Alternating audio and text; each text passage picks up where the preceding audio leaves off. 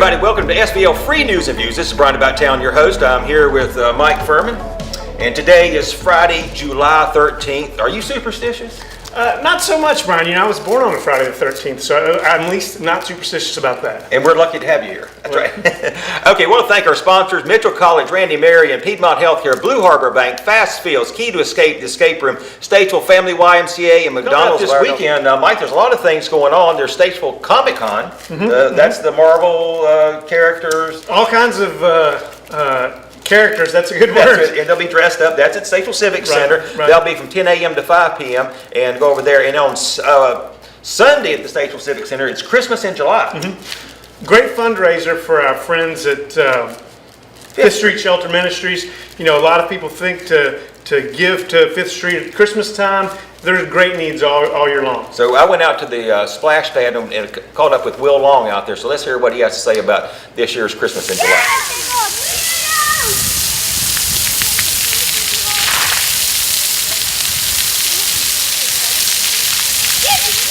Hey everybody, I'm out here at Fifth Street Ministries. Actually, I'm up here at the new splash pad with Will Long. Will, how you doing? I'm doing well. Okay, so coming up this Sunday, there's big doings at the Civic Center. What's going on at the Civic Center? Fifth Street Ministries Christmas in July. This is our 18th annual luncheon, silent auction, and bake sale.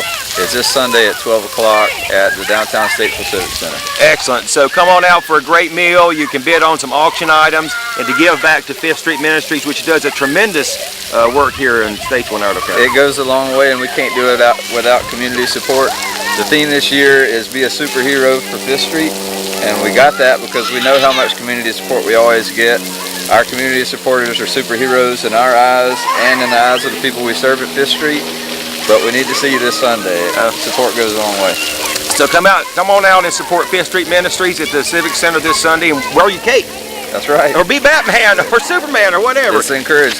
And also, if you get a chance, come on out to the splash pad. It's a marvelous place to come on a hot day. That's right. Okay, so thank you, Will, for all you do, and thank you for Fifth Street Ministries. He was going to try to get some of the characters on Saturday to stay over until Sunday, and he's going to be wearing his cape out there. So go out and support Fifth Street. You know, they have the auction items, and it's just a great institution here for Statesville and Iredell County. Now, coming up next, we're here, if you can see behind us, we're here at the United Way of Iredell County, and you just did an interview. Yeah, I had a great conversation with Executive Director Brett Eckerman. We had a report on the website this week about their annual allocations. They're giving away more than $1 million to agencies in our community that serve those in need, and it's a great accomplishment to celebrate. And you can see in the interview, he explains how to contact United Way and get all service information. So correct. We'll be putting that on the screen right here. So let's hear what Brett has to say. Thanks, Brian. I'm here at the United Way of Iredell County offices with Executive Director Brett Eckerman. Brett, thanks for joining us. Absolutely. Good morning. Well, we're here today to talk about some good news. You just announced in this past week your allocations for 2018-2019. You're going to be allocating more than $1 million to agencies and programs throughout the county. So first, congratulations on that. Well, thank you very much. Very little of it is mine. It's from this community, and it's about this community choosing to make incredible services available for people in need. Well, I think the United Way has become a great unifying agent in our community. And I know you won't take credit for it, but I appreciate the work that you do. And I know a lot of people can't really imagine what the community would be like without the United Way. And you tie together all of those agencies, and it's just a great cooperative effort. So thank you. Well, thank you very much. I appreciate that. Our job is to fight for the health, education, and financial stability of every person in Iredell County. That is not a fight we win on our own. So it takes a whole bunch of partners moving together to make progress. And it's not a cheap fight. It is not a cheap fight. You raised about $712,000 from more than 3,000 individual and corporate donors to fund this campaign. Tell us a little bit about the groundwork and how that happens. It's an amazing opportunity. Every year we get to go out and talk at employers, to individuals across the community, at civic clubs, churches, all kinds of different organizations.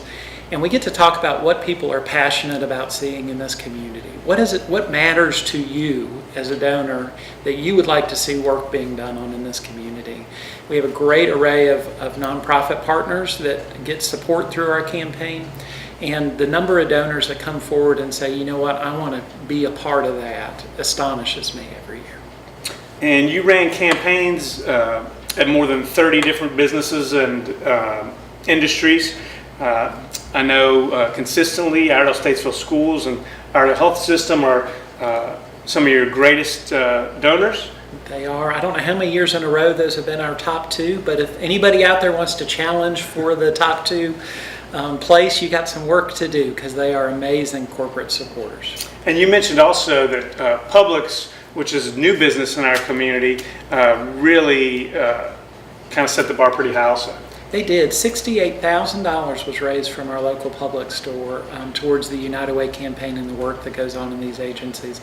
That's astonishing for a grocery store to have that kind of impact, and we're only one of many charitable endeavors that those folks do. Now let's shift gears a little bit and talk about how much good is done with those funding, the funding stream that you generate. 22, 23 member agencies? Yeah, we have 22 member agencies, and the magnifier through those agencies, services get provided to individuals here in Iredell County over 80,000 times, and that's in a period of a year. So if you really look at that list of agencies, and I know, thank you for publishing that for folks to see the other day, if you really look at that, I almost guarantee you know somebody that has been touched by one or more of those agencies. They do work from your first book with Dolly Parton's Imagination Library over at the Iredell County Partnership for Young Children until your last breath with Hospice of Iredell County and everywhere in between, to serve all aspects of our community. And the work they do is astonishing. It's an honor to be a small part of supporting that. Yeah, I mean, you've got the Boy Scouts, the Girl Scouts, the Boys and Girls Club, SCAN. If the rescue squad comes to your house and provides services, life-saving services, the United Way has played a part in that. Absolutely. So let's talk for a minute about how someone who might have needs accesses the services provided by your agencies. What is the best way for somebody to reach out who needs help and get it through your agencies? So the easiest way, whether you are in need or you know somebody who is in need of some kind of health and human service, is to dial 211. Which is a free call, 24/7, 365, and you're going to get a live person on the other line who has a list of over 48,000 programs across the state. What they do, what kind of stuff you need to take with you to access the service, what their hours are, who to contact, all that kind of material, and they can make sure you get to the right place as quickly and efficiently as possible. So it's 211. 211. Okay. So I'm sure you're getting a nice break now before you have to start raising money for the next year. When will that get started? I think the break is between June 30th and July 1st. I think there's about a 30-minute break in there, and then we start again. It's amazing. I've got some great folks that we work with on board and staff here, and they keep this ball rolling, and we've got a lot of things going on. So if a business or industry wants to get involved with United Way and conduct their own campaign, what's the best way to do that? Give us a call here at the office. Our number is 704-872-3000, and we'll be happy to talk with you about what your goals are for the campaign, what that looks like in your company, and make something that'll fit your needs. Well, Brett, thank you for taking the time today to join us. Again, congratulations on your successful campaign and for all the good work that your agency is doing. Thank you for all you do to help tell the stories of this community in a wonderful way. There's a lot of good stuff going on, and I appreciate what you do to put it out there. Thank you. Appreciate it. Thank you, Mike, for that interview, and thank you, Brett, for allowing us to be here at the United Way of Iredell County. So much that they're doing to kind of organize all these agencies together. Yeah, as Brett pointed out, United Way agencies touch the lives of more than 80,000 people in a year. That's half the population of our community. So if you think from the Boys and Girls Club to Scouts to Rescue Squad to Hospice, it's hard to imagine there's not a family that's not impacted by these agencies. I like what he said about from your first book to your last breath. That's a good way to look at it, even before that. So coming up on Monday, we have two great interviews. We got one with Brady Johnson, superintendent of Iredell Statesville Schools. You had a very wide-ranging conversation with Brady.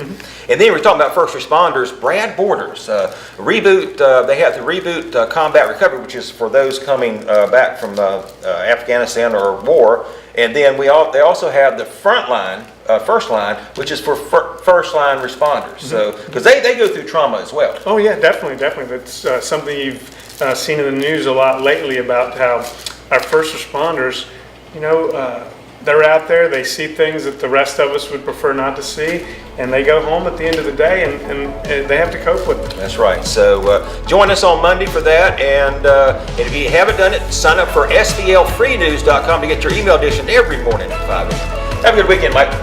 Thank you.